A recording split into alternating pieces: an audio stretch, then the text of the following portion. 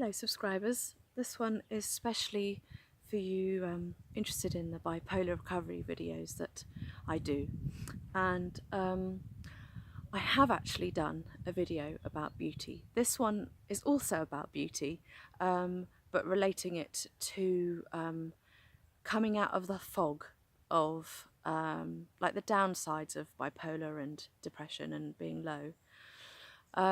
So if you want to see what I kind of looked like when I felt beauty and how I described it when I was feeling really great last summer, I do have a video on my Yoga Joe channel, and I'll put the link down below for that. And then you can compare it to what I'm talking about now.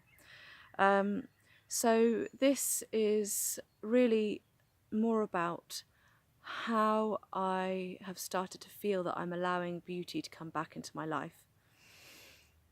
So you're going to have to be patient and bear with me on this while I describe things, because it's yeah, it takes a lot of description.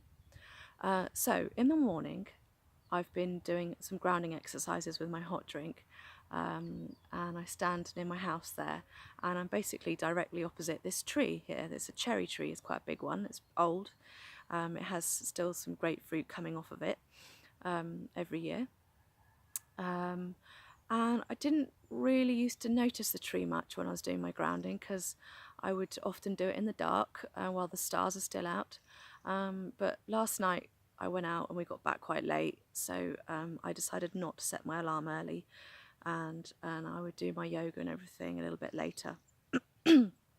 So I was standing there grounding, and it was in the daylight in the morning, so I could see the tree clearly, and and I could notice, because it was really icy last night, that the cobwebs had moisture stuck to them, so they were kind of flowing slightly in the breeze off the cherry tree, and then I was thinking, oh yeah, so the spiders that live on that tree, and then I was thinking, yeah, so there's lichen growing off that. That's a kind of living organism, and then the tree itself is obviously, you know, this living being that's in my garden, and you know, there are trees everywhere, and this kind of life force, and the roots that go down into the earth, which is similar to what I'm trying to do, feeling the energy going down into the ground. And then the other day I was also looking at that tree, and you can kind of see it here in the shadows behind me of this pine tree, but in winter you can see the skeleton of a tree because all the leaves are off it. And for me, when I look at a tree in winter, or how I noticed it the other day, is all the little branches going off and getting finer towards the ends of the tree. That to me is almost like our brain. So just bear with me with this. So that's our brain part, and all the kind of capillaries and us kind of moving out to the finer areas of our body. And then you get the trunks coming down, and those parts of the tree, like here, the thicker part of the tree in the shadow, that is like our main part of our body and our own trunk. And then where it hits the ground and you've got the grass, that's the soles of our feet, and then the roots of the tree that you can't see, that are under the ground, that are spreading out, and they're spreading out as wide, if not wider, than the widest branches of the tree above the ground. So the network below is as huge as the network above the tree itself. And for me, that's obviously, we don't have any physical extension into the ground when we stand there on the ground.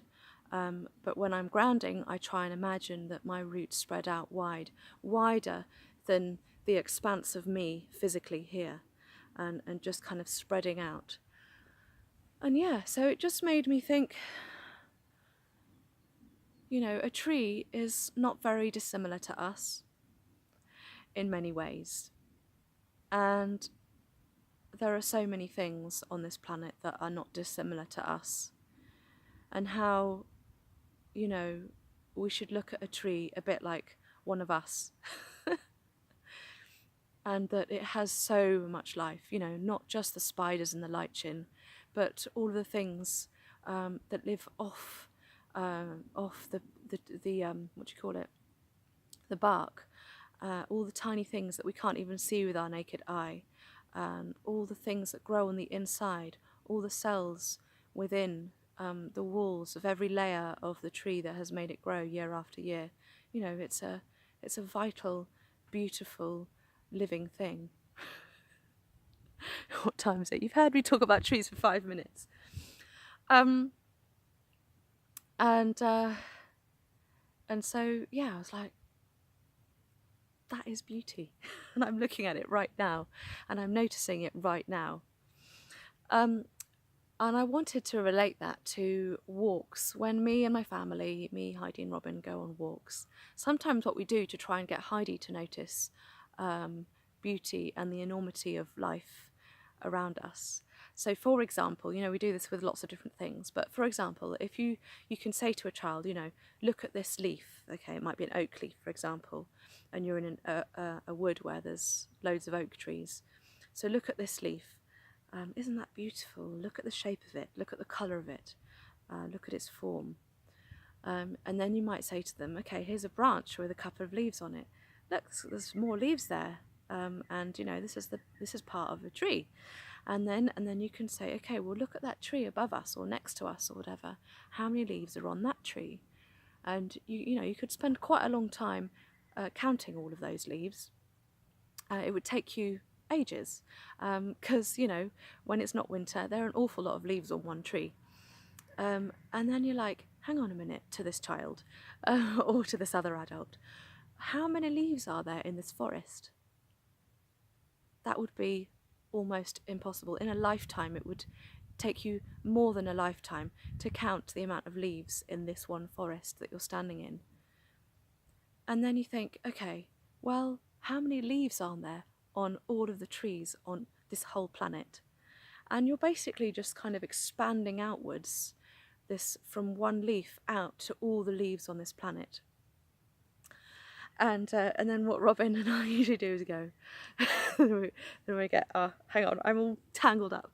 And then we go, and you're like, because you cannot count, you could not count all of the leaves that are on this planet. It's just, it makes you just kind of expand out so much that in kind of yoga and in it's kind of, it just makes you think of infinity and that kind of foreverness, a bit like space, you know, when you can see a couple of stars out there, but actually there are so many stars out there that you could never count them, and it just makes you feel like space is forever and just never ending, and infinity. So yeah. So basically it reminds you of the unmeasurable, the enormity of everything, and life and beauty, and that you're looking outside of yourself. You're not just always stuck inside your own body and your own mind. You're going outwards. I don't think I'll repeat myself anymore. So yeah, I think the last 4 days for me have been where I have started to feel beauty more, after just before Christmas and reducing my medication and getting kind of manic and then having some withdrawal symptoms from reducing my medication. So yeah, the light at the other end of the tunnel is growing bigger, and that will be my next video on that kind of explanation of a tunnel and darkness and light, and what that experience is for me relating to bipolar and emotions and sensations within my body. So I hope that was interesting, and I'll see you on the next video. Bye.